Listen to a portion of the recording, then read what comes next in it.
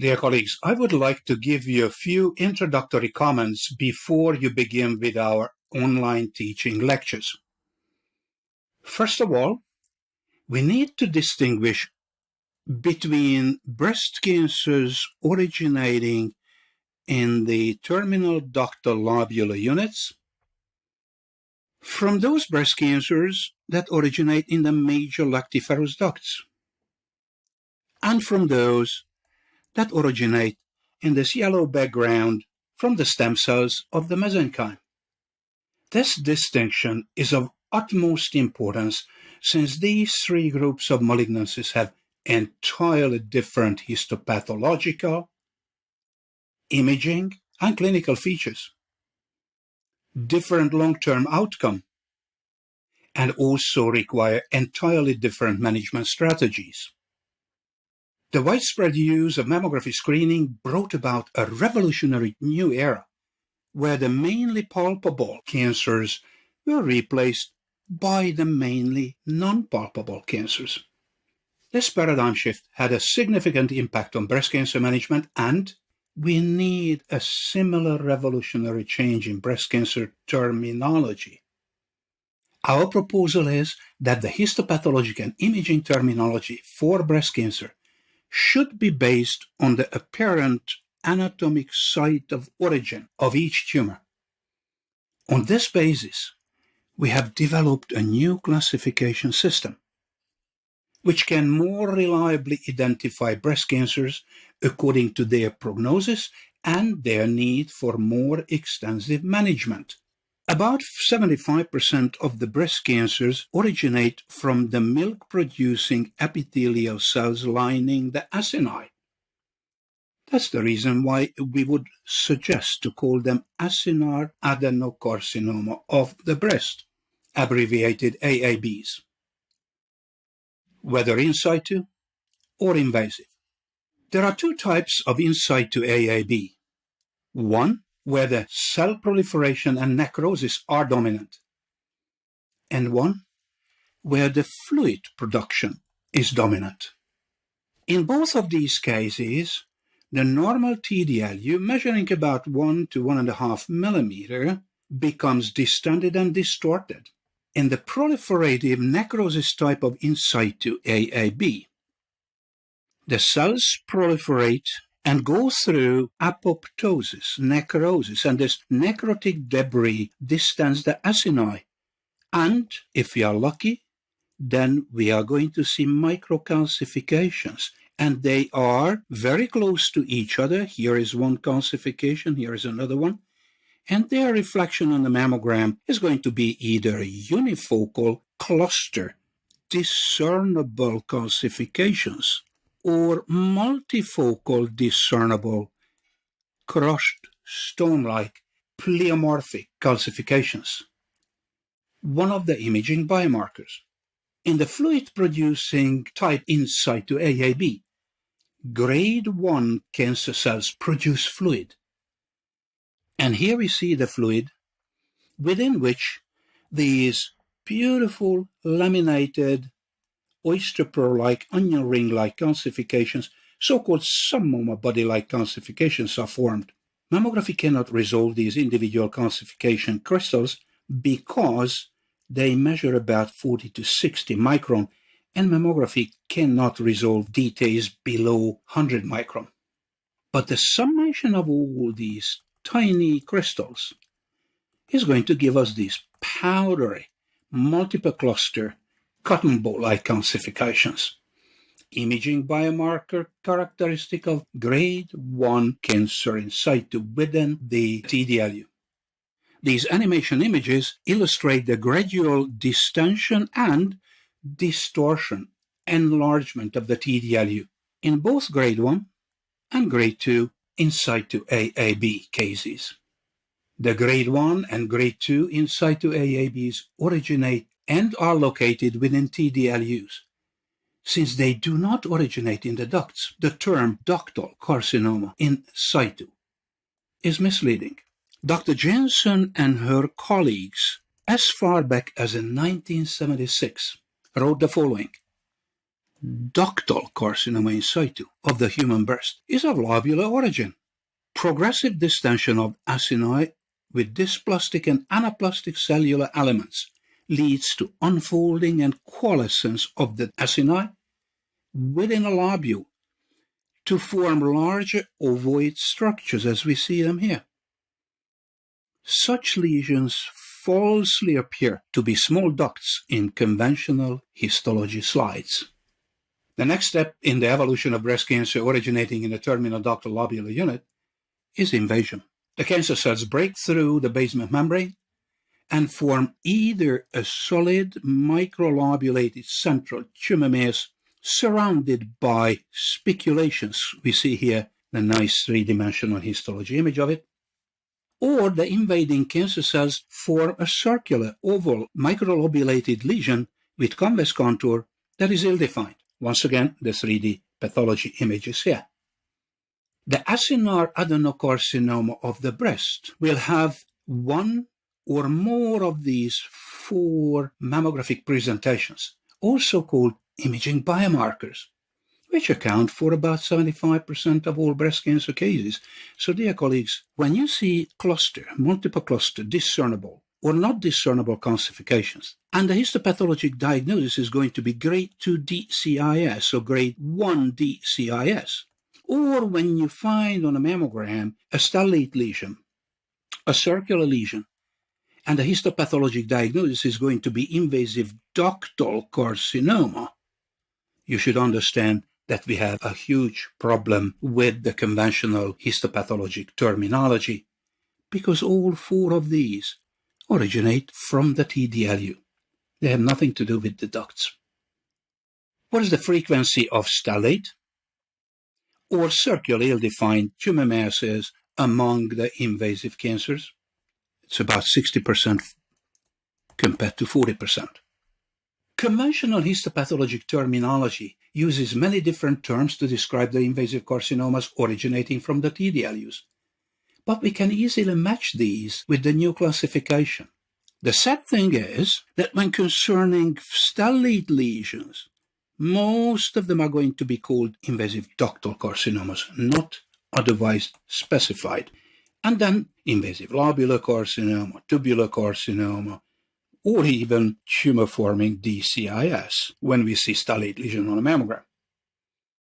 The diversity is much more rich when concerning circular ill-defined lesions on the mammogram. Once again, unfortunately, most of them are called invasive ductal cancer, well-differentiated, moderately differentiated, poorly differentiated. The invasive lobular carcinoma solid type is certainly a circular lesion. Medullary carcinoma is never stellate lesion. Then you see here the mucinous carcinoma, papillary carcinoma, and here is the list with decreasing frequency. We have a suggestion. Each and every one of these originate from the terminal ductal lobular units. So why don't we call them acinar adenocarcinoma of the breast? However, of course, we can add the specifics to it. AAB with medullary, AAB with mucinous, AAB with tubular feature, invasive cribriform AAB, mucinous AAB, invasive tubular AAB. The WHO has already recommended avoiding the use of the terms ductal and lobular. Courtesy regular mammography screening, we can find very small AABs. If we are skillful, we find them in 1 to 9 millimeter size, 10 to 14 millimeter size range, and we would not like to let them grow to a size larger than 15 millimeter. The goal of mammography screening is to find the cancers when she already has it, but she doesn't know about it. Therefore, we can prevent these cancers from progressing to a stage when they cause harm for the patient. The more early non-palpable cancers we detect, the fewer advanced cancers are going to be diagnosed in a population. And we have solid scientific evidence showing that fewer women will die from breast cancer when we cut back on the number of advanced cancers. We have long-term follow-up on many consecutive baby cancers, 1 to 9, 10 to 14 millimeter, collected in Dalarna County in Sweden since 1977 when we started our randomized control trial. These baby cancers have good to excellent 10-year, 20-year, 30-year survival. And if we talk about a unifocal stellate lesion measuring 1 to 9 millimeters in size, then a woman's risk of dying from breast cancer is nearly as low as the risk of a woman who never got a breast cancer. The preoperative description of invasive AABs should include whether they are unifocal or multifocal. Fortunately, about 40% of the AAB cases are unifocal. When they are multifocal, the report should describe the extent of the region where the individual foci can be detected, and also whether those individual foci can be seen within a 4 by 4 centimeter region or in a larger area. Management of unifocal cancers will be easier than multifocal cancers, and the survival is going to be significantly different. This applies to stellate lesions, but also for circular AAB cases too. Unifocal and multifocal AABs, long-term survival curves. So we can conclude that multifocality is an independent negative prognostic factor. Having discussed the AABs, let us talk about the cancers that originate in the major lactiferous ducts, abbreviated as DAB. About 20% of all breast cancers belong to this group. The mammograms show that the malignant type calcifications are localized within ducts and their branches. The large format histopathology image shows the accumulation of the cancer cells that increase the intraluminal pressure, and therefore the ducts are going to be distended. But at the same time, new duct-like structures are formed, which we call neoductgenesis. It is easy to recognize these new duct-like structures because they are surrounded by a very thick periductal desmoplastic reaction and also lymphocytic infiltration. These new ducts are formed in any and all directions. They are tightly packed, tortuous, contorted. They have a haphazard, irregular pattern, and they lack TDLUs. Please look at this area where the normal ducts are. They are atrophic, they are skinny, and they are separated from each other, unlike these. I hope I was convincing you that both the mammograms and the histopathologic images of DAB are very different from those we saw for AABs. And also the DAB's outcome is much worse. So the terminology and the management of AAB and DAB should take these differences into account. These new ducts are formed because the grade 3 very aggressive cancer cells penetrate the basement membrane, and some of them go through a transition, and the epithelial cells become fibroblasts through a very complex process of epithelial mesenchymal transition. Epithelial cells become mesenchymal cells. And that's why we see this thick desmoplastic reaction. In addition, we see the lymphocytic infiltration, but we do not fully understand its role, so we have another important research project. We can see these abnormal-looking, newly formed duct-like structures pointing in all different directions. Unfortunately, quite erroneously, pathologists still call them DCIS, which they are not. They are duct-forming invasive cancers. Women with DAB still die from breast cancer, despite extensive screening, despite the use of modern therapeutic regimens. The long-term survival of women aged 40 to 69 having 1 to 14 millimeter AABs can be described as very good or excellent, provided that they are not associated with DAB. If the very same size or type AAB is associated with DAB, then the survival probability is much worse, which means it is not the small AAB that determines the outcome, but the DAB, which is unfortunately many times called DCIS. What is the explanation for this?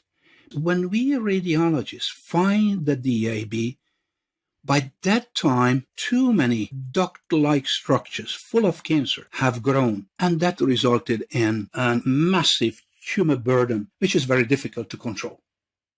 Modern therapeutic regimens do not help to improve this curve. At least they didn't do in the past 40 years. And unfortunately, screening cannot find them early either. Obviously, we are talking about duct-forming invasive carcinoma.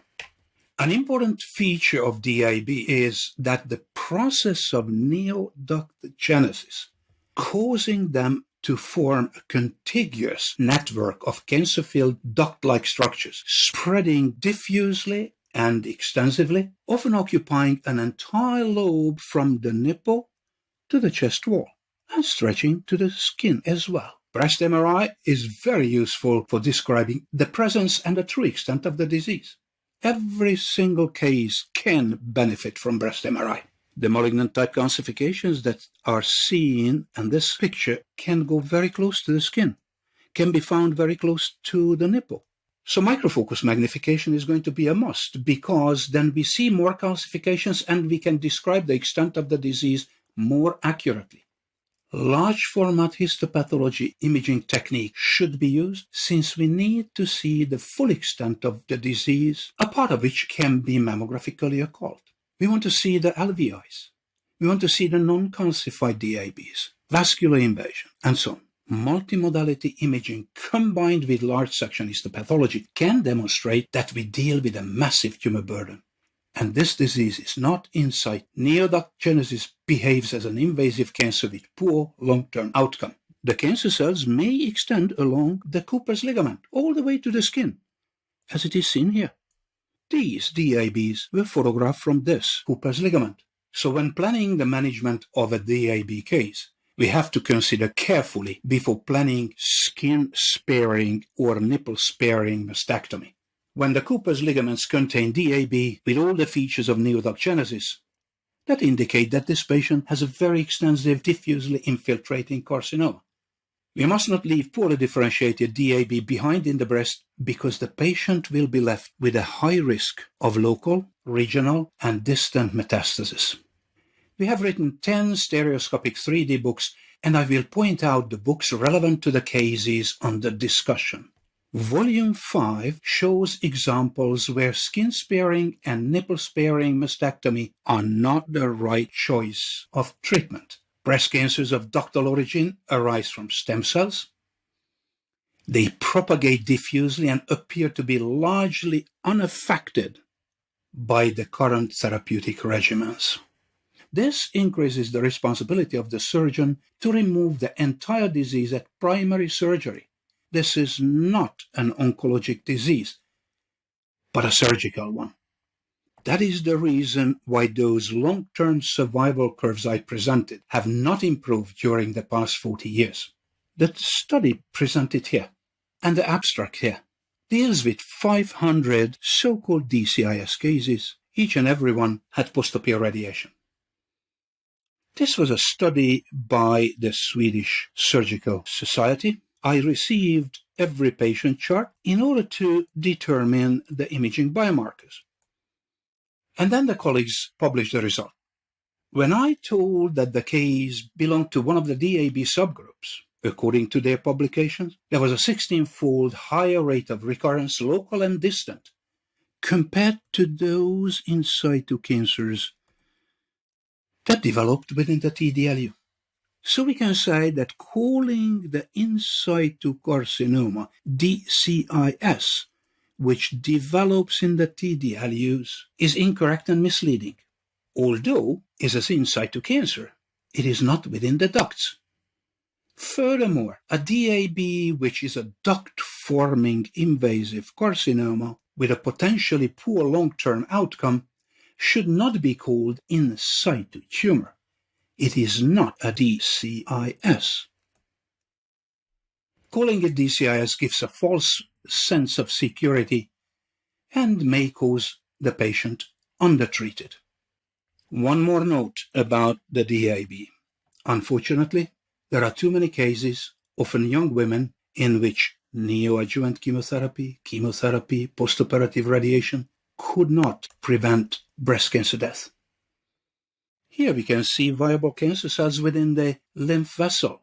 Despite neoadjuvant chemotherapy, these individual foci are still viable. Pre- and postoperative chemotherapy, radiation, hormonal treatment could not alter the natural history of her disease, and she eventually died from breast cancer. The cancers originating from the major lactiferous ducts are very different from the cancers originating from the TDLUs. The mammographic presentation of DAB gives us a very colorful, very interesting picture. Fortunately, most of them can be detected on the mammogram, and 4 out of 6 mammographic presentations show microcalcifications. Here you have the fragmented casting, dotted casting type calcifications. These two have a common feature: necrosis, apoptosis, cell death.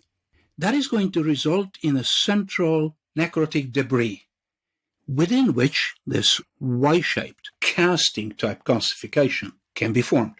In these cases, the tumor growth pattern is usually solid, tightly packed grade 3 cancer cells over each other, central necrosis within which the casting type calcification can be seen. Even when the tumor growth pattern is micropapillary, when the micropapillary growth is losing its tip, and the cancer cells from the tip end up in the lumen and they calcify, resulting in small dots. These form eventually a long snake skin-like dotted casting type calcifications on the mammogram. The remaining 2 calcifications among the 4 calcified DABs have entirely different mammographic appearance and are not the result of necrosis. The skipping stone-like calcifications are formed when the predominantly micropapillary, here we see the micropapillary cancer cell growth, are producing fluid, which gradually becomes more and more concentrated, viscous, within which the smooth contoured, flat stone-like, skipping stone-like calcifications are formed and become suspended in that viscous fluid. Correspondingly, the string of pearl-like calcifications are formed within the cribriform spherical cavities among the cancer cells filled with fluid. So as we can see, the shapes of these 4 different subtypes are very different. However, their distribution is similar. The distribution analysis is so useful when we analyze calcifications without associated tumor mass. Their distribution is diffuse. Diffuse, localized to one lobe, and only to one breast. So far, we talked about 4 out of the 6 DAB subtypes. The corresponding stereoscopic 3D books are shown here. Volume 3 deals with the fragmented and dotted casting type calcifications. Volume 4 details a very specific form of DAB when it is detected and diagnosed within the lymph nodes. In situ-like cancer-filled metastases within duct-like structures within the lymph nodes. Also, this topic requires a lot of research. Volume 6 deals with Paget's disease. Paget's disease is a special form of DAB, cancer of ductal origin. The back cover of this book shows a very distended duct full of cancer cells, and the duct demands increased blood supply. So here are these newly formed blood vessels. Angiogenesis. Volume 7 deals with the mammographic histopathology correlation of these fluid-producing cancers, where we see skipping stone-like and pearl necklace-like calcifications. One of the remaining two subtypes of DAB is, again, fluid-producing. That is the micropapillary cell proliferation in the major lactiferous ducts produce fluid, and this fluid doesn't have a chance to go through stagnation, but this fluid finds its way out to the nipple, so we get serous or bloody nipple discharge. Therefore, there will be no stagnation, no calcifications are formed, and therefore they may be mammographically occult. The procedure of choice, what we strongly recommend, is galactography. Of course, MR can be done too, but we know very well that the spatial resolution of mammography and galactography is far superior to the spatial resolution of MR. Performing both examinations has its merit. And finally, if we are skillful, we can detect architectural distortion without calcification. This is relatively easy when the background is adipose tissue, but if it's a dense tissue, then it may be very difficult. The explanation for this is that the duct-like structures are full of fluid, and because of the newly formed ducts have this haphazard architecture pattern, we see architectural distortion on the mammogram. Volume 8 in our stereoscopic 3D histopathology book series deal with the fluid-producing carcinoma that results in serous or bloody nipple discharge.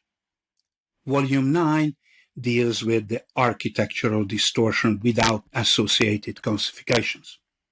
We have also written a prize-winning book about the ductal adenocarcinoma of the breast, presenting with fragmented and dotted casting type calcifications. And one more word about the DAB, namely, because screening cannot find them early enough and the current therapeutic regimens cannot cure these women, or at least not as successful in decreasing mortality as in AAB, our best hope is the development of specific, custom-tailored, specific agents. I would very much like to call your attention on these two diffuse breast cancer subgroups. Both of them originate from stem cells. I talked extensively about the DAB. And the other one, the carcinoma of mesenchymal origin, diffusely invasive, is what we have to talk about. We are convinced that this breast cancer originates from the stem cells of the mesenchyme.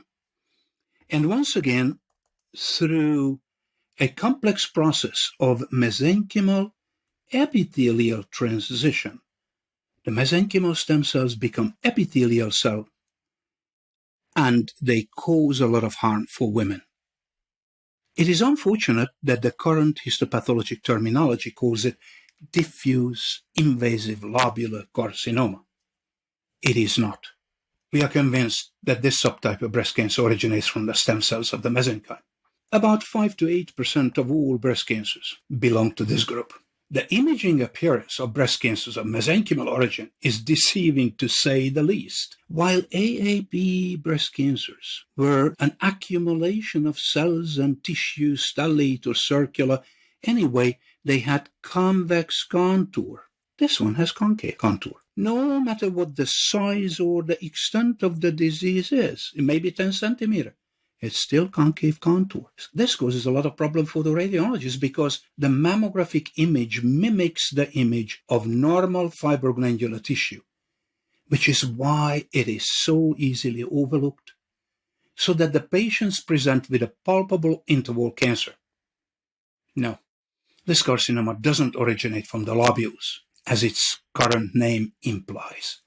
Rather, it is an evil stem cell cancer that continues to kill far too many women. Volume 11 in our stereoscopic 3D book series deals with this breast cancer subtype. But I would also like to call your attention on our unique collection of 25 cases that our group has put together.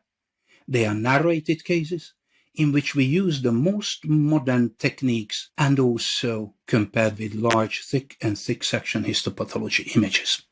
These teaching lectures have been developed with the help of my good friend, Professor Peter B. Dean. We are continuing our long-standing collaboration which began 4 decades ago with our highly successful teaching atlas of mammography.